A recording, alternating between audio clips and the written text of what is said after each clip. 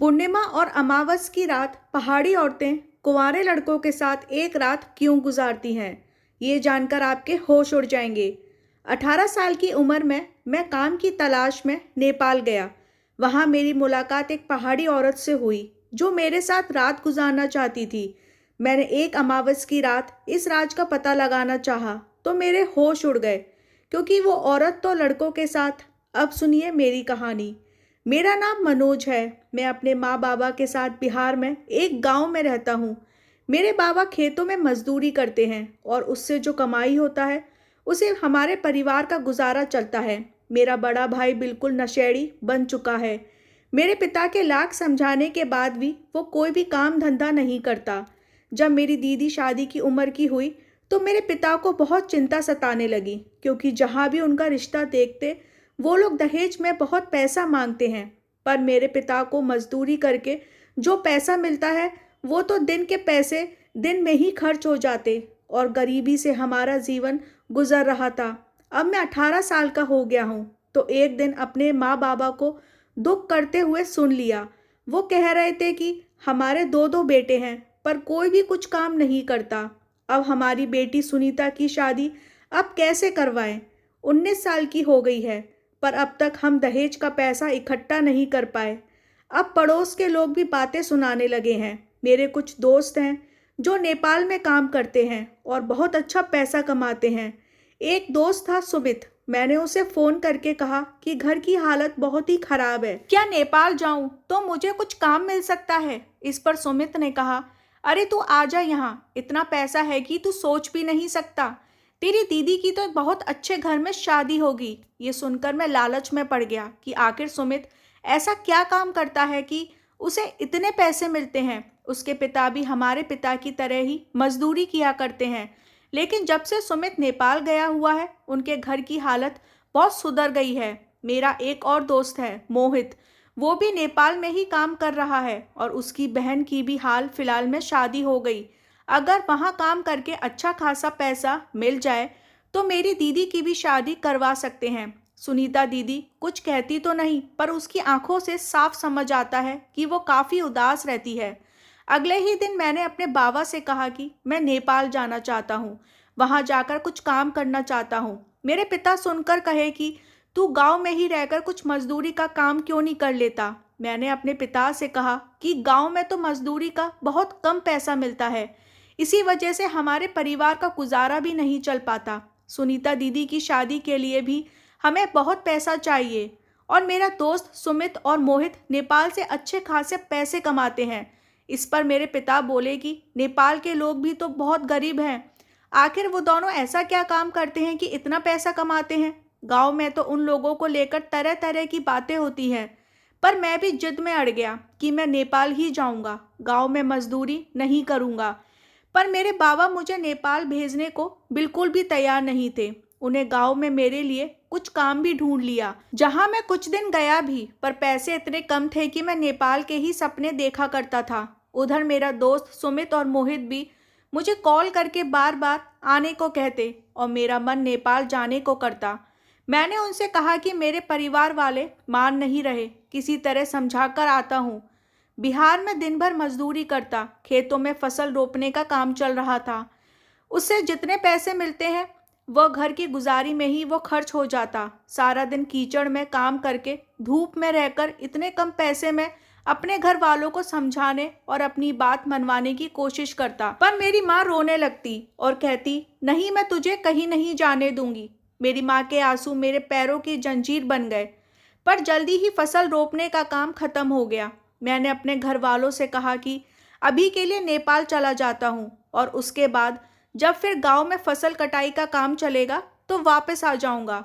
आखिरकार मेरे घर वाले मान गए, क्योंकि गांव में इतना कम पैसा मिला था कि कुछ भी बचत नहीं हो पाई थी। मेरी माँ ने कहा कि बेटा कुछ गलत काम मत करना और जल्दी वापस आ जाना। मैंने कहा, फिर फिक्र मत करो माँ, मैं कोई भी गलत काम नहीं करूँगा, मेहनत से काम करूँगा और पैसे कमाकर घर भेजूँगा। आप दीदी के लिए लड़का ढूंढना चालू कर दो। मेरे नेपाल जाने की सारी तैयारी कर ली और अपने दोस्तों को भी खबर भिजवा दिया। परमिट बनाकर जब मैं नेपाल पहुंचा तो मेरे दोस्त मुझसे मिलने आए और मुझे लेकर अपने गांव चले गए। मेरे दोस्तों ने कहा कि हम जहां काम करते हैं वहीं पर तुम्हारे लिए भी काम के लिए बोल रखा है। वो लोग इस काम के अच्छे खासे पैसे देंगे, बस तुम्हें जो जो कहें और जैसा जैसा कहें वैसा ही करना। मैं इधर उधर टहलने लगा। तभी मेरी मुलाकात एक पहाड़ी औरत से हुई। बेहद खूबसूरत थी। मुझे देखकर मुस्कुरा रही थी। मुझे देखकर इशारे से उसने मुझे अपने पास बुलाया तो मैं हैरत में पड़ गया। ये औरत तो मुझे जानती तक नहीं है, तो आखिर ये मुझे अपने पास क्यों बुला रही है। मैं उसके पास गया तो उसने पूछा, तुम मोहित के दोस्त हो ना। अब मुझे समझ आया, शायद ये मोहित को जानती होगी। मैंने कहा, हाँ, मैं यहाँ काम की तलाश में आया हूँ। इस पर वो मुस्कुराने लगी। फिर कही कि ठीक है, तुम कल से कोठी पर आ जाना, तुम्हें काम के सारे तौर तरीके सिखा दिए जाएंगे। उसके बाद हर अमावस और पूर्णिमा की रात में तुम्हें काम करना पड़ेगा और बाकी का महीना तुम्हें तरह तरह की ट्रेनिंग दी जाएगी। मुझे कुछ समझ नहीं आया कि हफ्ते में 2 ही दिन काम करना है, आखिर क्या काम है और उस काम के पूरे महीने ट्रेनिंग दी जाएगी। उसने कहा कि ट्रेनिंग के दौरान भी तो मैं अच्छे खासे पैसे दिए जाएंगे और हर पूर्णिमा और अमावस की रात में तुम्हें बहुत सारे पैसे मिलेंगे, जितने की तुम सोच भी नहीं सकते। मैं मोहित और सुमित के घर पे ही रुका हुआ था, तो हम तीनों ने मिलकर खाना बनाया और खाया। मैंने उनसे पूछा, दोस्त, आज मुझे एक औरत मिली थी जिसने कहा कि कल कोठी में आ जाना, पर मुझे काम का बिल्कुल भी समझ नहीं आया। आखिर ऐसा क्या काम है जिसके वो इतने पैसे देंगी। उन लोगों ने कहा, तुम घबराओ मत, काम बहुत मज़ेदार है। इस काम में मस्ती भी होगा और खूब सारा पैसा भी मिल जाएगा। बस तुम यहाँ ऐश करोगे, धीरे धीरे तुम्हें सब समझ आ जाएगा। फिर दोबारा नेपाल छोड़कर जाने का ही मन नहीं करेगा। मैं सारी रात यही सोचता रहा कि आखिर क्या काम करना होगा। मुझे अपने घर वालों की याद आने लगी। वो लोग तो मुझे बिहार से नहीं आने देना चाहते थे। मेरे बाबा को लगता था कि ये लोग कुछ गलत काम करते हैं, तभी इन्हें इतना पैसा मिलता है। आखिर मेरे बाबा को कुछ पता है क्या। अगले दिन मैं जब काम पर पहुंचा तो चौकीदार मेरी तरफ देखकर हंसने लगा और कहा, अच्छा, तो तुम ही हो नए लड़के जो यहाँ काम करने आए हो। मैंने सोचा आखिर ये देखकर मुझे हंस क्यों रहा है। मैंने कहा, मैं नया आया हूँ काम के लिए। उसने अंदर एक नौकरानी को फ़ोन करके बुलाया। नौकरानी मेरे पास आ गई और मुझे अंदर लेकर जाने लगी। वो भी मुझे देखकर मुस्कुरा रही थी। मुझे समझ नहीं आया आखिर ये लोग मुझे देखकर इतना मुस्कुरा क्यों रहे हैं। नौकरानी ने मुझे बैठाया और कहा कि अभी मालकिन आकर तुमसे बात करेगी। जब मालकिन मेरे पास आई, उन्हें देखकर लगा कि करीब 35 साल की होगी। देखने में बहुत ही खूबसूरत और हसीन थी। एक बहुत ही खूबसूरत सा गाउन पहनकर आई थी। उसको देखकर तो मेरी हसरत जागने लगी। बहुत ही मोहक अदा से मेरे करीब आई और कही, तुम तो बहुत हैंडसम हो। मैं काफ़ी हट्टा खट्टा और बहुत ही खूबसूरत हूँ। मेरा रंग गोरा है और आंखें भी बहुत ही खूबसूरत हैं। मैं एक्सरसाइज करके काफ़ी अच्छी बॉडी भी बना रखी थी। वो मेरे करीब आकर मुझे छूने लगी। मुझे बहुत ही अजीब सा लगा, आखिर ये औरत ऐसे क्यों कर रही है। उसने एक जवान लड़की को बुलाया और कहा, इसका नाम सुचित्रा है। आज से ये तुम्हें ट्रेनिंग देगी और तुम्हें सिखाएगी कि काम कैसे करना है। तुम इसके साथ साथ रहना और जो भी सिखाएगी वो सीखना। मैंने मालकिन से पूछा कि आखिर मुझे काम क्या करना है। मुझे ये नहीं पता है, आप अगर मुझे बता देती तो मेरा काम क्या है तो मैं उसे करने को तैयार हूँ। मुझे खेतों का सारा काम आता है और मैं अभी अभी अपने गांव में खेतों में काम करके ही वापस यहाँ आया हूँ। अगर घर का भी कोई काम है तो मैं कर दूंगा। मालकिन ने कहा, इतनी जल्दी भी क्या है, तुम्हें धीरे धीरे सारा काम समझ में आ जाएगा। पहले तुम हमारे अदब कायदे सीख लो। तुम्हें उठना बैठना बोल चाल सब कुछ सिखाया जाएगा। साथ ही एक्सरसाइज का कमरा है, वहाँ तुम्हें एक्सरसाइज करके अपनी बॉडी भी बनानी पड़ेगी। सुचित्रा सबसे पहले मुझे एक्सरसाइज के कमरे में लेकर गई और मुझे बताया कि क्या क्या एक्सरसाइज कैसे कैसे करनी है। 1-1.5 घंटे एक्सरसाइज करने के बाद उसने मुझे कहा कि जाकर नहा लो। नहाने के बाद उसने मुझे कुछ टाइट सा कपड़ा पहनने को दिया और मुझे अजीब व गरीब चीज़ सिखाने लगी। पता नहीं क्यों पहले दिन मुझे बहुत ही अजीब सा एहसास हो रहा था। काम करके जब मैं घर वापस गया तो मोहित और सुमित मुझसे पूछने लगे कि आखिर पहला दिन काम का कैसा बीता। मैंने कहा, मुझे बहुत ही अजीब लगा। उन लोगों ने मुझे कुछ काम ही नहीं दिया, बस अजीब व गरीब अदब और कायदे सिखा रहे हैं। उन्होंने कहा, यार बस ऐश करो, इतना ज़्यादा सोचो मत। ऐसे ही कुछ दिन चला गया। करीब 7 दिन के बाद मालकिन ने मुझे अपने कमरे में बुलाया। मालकिन ने काफ़ी सारे पैसे मुझे दिए और कहा, कल अमावस की रात है। हम अमावस और पूर्णिमा की रात में ये काम करते हैं। तुम्हें हमारी चुनी हुई किसी पहाड़ी औरत के साथ एक रात गुजारना पड़ेगा। ये सुनकर तो मेरे होश उड़ गए। किसी औरत के साथ रात गुजारना पड़ेगा? उसने कहा, कोठी के छत के ऊपर खुली जगह है। उस खुली जगह पर तुम्हें जो काम दिया जाएगा वो करना होगा। तुम्हारे साथ एक हसीना खूबसूरत औरत होगी और वो तुमसे जो जो करने को कहेगी तुम्हें करना होगा और उसके तुम्हें बहुत अच्छे पैसे मिलेंगे, इतना कि कभी अपनी आंखों से नहीं देखा होगा। बस तुम्हें काम को सही तरीके से अंजाम देना है। मैंने पूछा, मालकिन काम क्या है? ये तो आपने बताया ही नहीं। मालकिन ने कहा, मैंने तो बता दिया है। तुम अपने दिमाग पर जोर डालोगे तो तुम्हें समझ आ जाएगा कि काम क्या है। मेरे सामने इतने सारे पैसे थे कि मैं लालच में आकर पैसों को ले लिया और कुछ बिना सोचे समझे ही मैं हमारे जॉइंट्स अकाउंट में पैसे जमा भी करवा दिए। मैं बहुत खुश था कि मुझे इतने पैसे मिले हैं। मैंने अपने बाबा से कहा कि ये मेरी पहली कमाई है। मेरे बाबा को तो मानो यकीन ही नहीं आ रहा था कि इतना पैसा मिला है, वो भी 7 दिन के अंदर। उन्होंने मुझसे पूछा, बेटा काम क्या है? तो मैंने उन्हें सारी बातें बता दी। ये सुनकर उन्हें कुछ शक होने लगा। उन्होंने कहा, बेटा ये कोई गंदा जाल हो सकता है। तू लालच में आकर ऐसा काम मत करना कि तुम मुसीबत में पड़ जाओ। तुम अकाउंट से पैसे वापस निकाल लो और अगर ये लोग तुम्हें कुछ गलत काम करवाएं तो ये पैसे उन्हें वापस कर देना। ऐसा नहीं कि घबराहट मुझे नहीं हो रही थी। औरत के साथ रात गुजारना है, आखिर क्या विधि करनी है, ये लोग क्या रस्म करते हैं, ये सोच सोच के तो मेरा दिमाग खराब हो रहा था। कोठी के छत में खुले में ऐसा क्या काम करना होगा? वो औरत मुझे कुछ गंदा काम तो नहीं करवाएगी ना, या फिर कोई जादू टोना टोटका भी तो हो सकता है। पर अगर गलत होता तो मेरे दोस्त क्यों करते? हो सकता है पैसों की लालच में गलत काम करते हो। मैं काफ़ी सोच में डूबा हुआ था कि मेरे दोस्त घर पर आ गए। उन दोनों ने कहा, तू कल के काम के लिए तैयार है ना?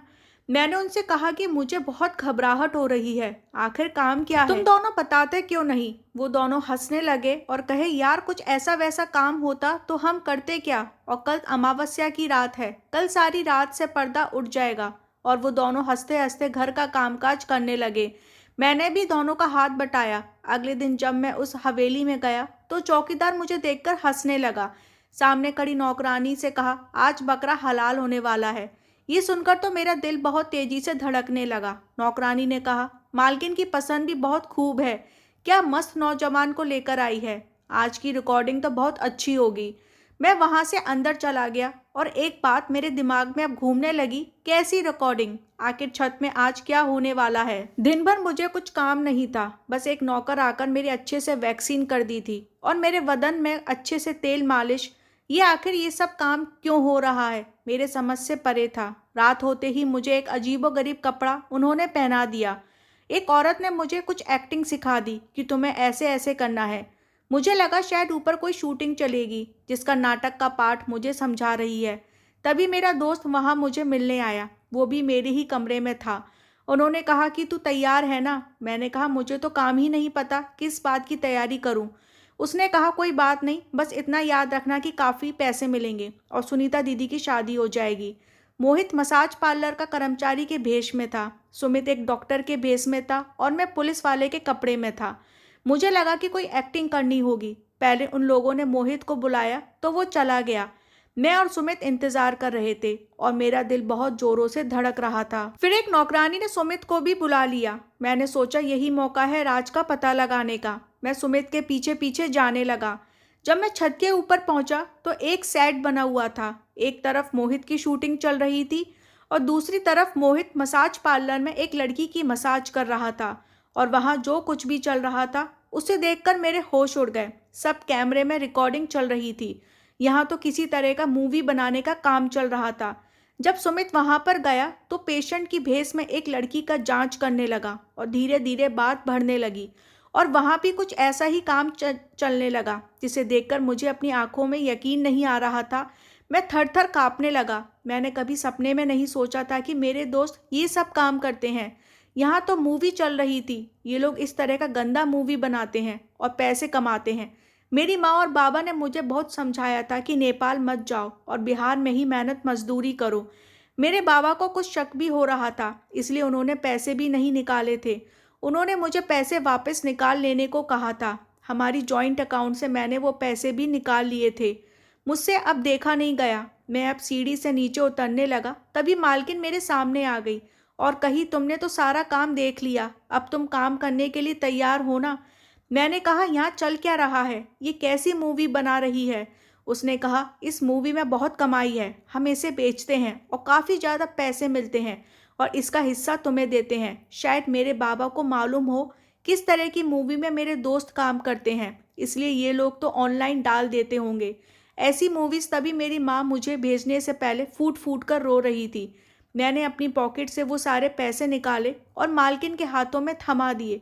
मैंने कहा, मैं बहुत गरीब जरूर हूँ, हाँ मेरी बहन की शादी नहीं हो रही, पर मैं ऐसे काम नहीं कर सकता। अगर आप मुझे पहले ही बता देती कि ये काम करना है तो मैं कभी भी काम करने को तैयार नहीं होता।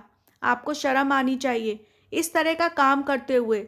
वो मुझे रोकने की बहुत कोशिश करने लगी। उसने मुझसे कहा, ईमानदारी के पैसे में गरीबों के अलावा कुछ और नहीं मिलता। मैं भी एक बहुत गरीब घर की लड़की हूँ और यहाँ का काम करने वाले सभी लोग बहुत गरीब हैं। लेकिन हमने ये काम जब से शुरू किया तब से हमारे पास पैसे आने लगे। जब तक पैसे ना हो तो लोग हमारी इज्जत नहीं करते। इसलिए ज़्यादा मत सोचो, तुम ये काम कर लो, देखना इज्जत के साथ तुम्हारी दीदी की शादी भी हो जाएगी। मैंने कहा, इस तरह का वीडियो ऑनलाइन हो गया तो मेरी दीदी की शादी भी हो जाए तो ससुराल से निकाल देंगे। क्या फ़ायदा ऐसा पैसा कमाकर जिससे इज्जत भी ना हो। आप मुझे माफ़ कीजिए। ये कहकर मैं बाहर निकल गया। जब मैं गुस्से से वहाँ से निकल कर जाने लगा तो चौकीदार ने मुझे देखा। अब मुझे चौकीदार की बातों का मतलब भी समझ में आ रहा था। मैंने फैसला कर लिया था कि यहाँ एक पल भी नहीं रुकूंगा। मैंने अपना सामान लिया और अगली सुबह ही मैं अपने घर की ओर निकल पड़ा। मैं गांव में जाकर मेहनत मजदूरी करूंगा और इज्जत की रोटी कमाऊंगा। दोस्तों, कई बार पैसों के लालच में हम गलत रास्ते में भटक जाते हैं, लेकिन हमें इस बात का हमेशा ध्यान रखना चाहिए कि इज्जत की एक रोटी भी जन्नत की ज़िंदगी से काफ़ी अच्छी है। इसलिए लालच में पड़कर कभी भी कोई गलत कदम नहीं उठाना चाहिए। कहानी सुनने के लिए आपका बहुत बहुत धन्यवाद। अगर आपको कहानी अच्छी लगी हो तो प्लीज़ चैनल को सब्सक्राइब जरूर कर दें ताकि आने वाली वीडियो आपको मिल सके।